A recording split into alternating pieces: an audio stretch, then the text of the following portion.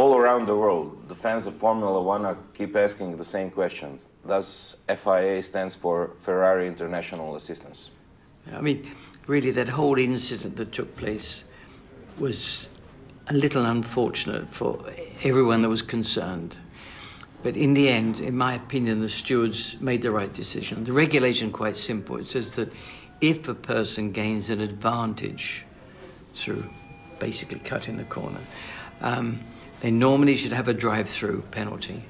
But I think it's 10 laps before the end of the race. Automatically, there's a 25-second penalty. Okay, now we have the situation. Now we have the appeal from McLaren Mercedes. Yeah. And we have another race. And we have to report from another race. And we won't know the outcome before the other race. This is we bad. know the outcome after Monza. And this is bad for the sport. But I mean, the bottom line is, what else can anyone do? I'm not defending anybody. I don't think in this case there was a mistake. I think it was very much, you may look at it one way and somebody another. What people, I think, were upset about were two things. Firstly, there was a good race. That turned out good, and then the result was sort of up in the air. That was the first thing. Secondly, had it been BMW or somebody else that was involved instead of Ferrari, people wouldn't have started thinking, my God, Ferrari got an advantage again. They made a huge decision, and they're so little involved in Formula One racing. And their decision could, let's say, decide the World Championship. Absolutely, 100%. Let me ask you a question. If a murderer goes before a court and the judge is sitting, and he makes a decision to whatever, he's not an expert on murderers because he's never murdered anybody himself. So in these cases with stewards, you just need three sensible people to look at the evidence that's put in front of him and make a decision. Sometimes, I'm sure, wrong, and sometimes right. Exactly the same as a referee in football. Maybe they give somebody a red card, and maybe afterwards they think, well, I was a bit harsh, maybe I shouldn't have given a red card, but it's too late. And possibly, and this is what I believe should happen, with us in Formula One, the stewards make a decision, there should not be any appeal against it. The trouble with Formula One these days, it's too democratic. You were very harsh to Fernando in your last interview.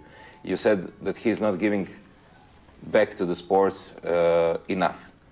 Same with Kimi. He was same with the Kimi. Same with Kimi. But they were both in last two seasons with Michael in the sport, and they gave pretty much back to the sport. Yeah, the trouble with these guys, they win the championship and they think that's all they have to do. They owe it to the public to give themselves a little bit more. Do you think everybody is underestimating Felipe Massa? Yes. I mean, he was unlucky. I mean, he was leading the race 3 laps to go or something and stopped, and he's been unlucky this year. He's been unlucky all his life, in my opinion. Yeah, he's a very underrated driver. Do you lack the personality in Formula One? Yeah. We lack the guys with a bit of character.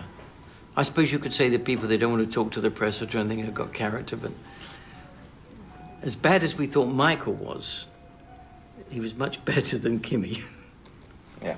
Do you think that the next season the rules change will make racing more interesting? With cars and all the other things.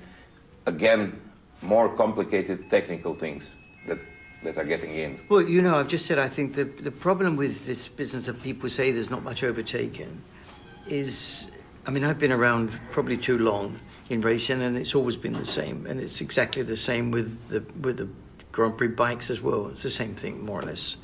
Although it's easier for them to overtake than with cars. But I think there's no incentive for people to make the effort to overtake. They wait for pit stops and hope something goes wrong. Well, I'm trying to get, now things changed a little bit, so we have, the winner gets gold medals, not points. So people that have won 6 races and somebody else has won 4, something that won with a 6 race win, 6 gold medals would be the winner. So I hope we adopt the gold medal system. And I hope that stops all that. This is something brand new. You didn't mention it anywhere until now, the gold medals. Correct. So we have the world exclusive now. Now, did you mention this to Max, or did you discuss Max and it? I have discussed it, yeah. Max and I talked about And his stand on this is? I think Max follows, you know, he thinks like I think it's probably the right way to go. But we've got a very democratic system. So far as he thinks, as you think, then, then he's right. No, he believes that perhaps that would solve the problems. But it's very difficult to really change the cars in the way that would make it, like GP2, for example. There's a lot of overtaking. Basically, because the cars are the same. So we don't want Formula One cars to all be the same, like a kit car. That's not what it's all about. It's about the engineers developing things. And they all sit down and try and develop a car that's quickest to be on pole position. And obviously, if it's quickest, it's likely to be quickest during the race. And it's got an advantage because it already starts at the front row. So it's very difficult, you know.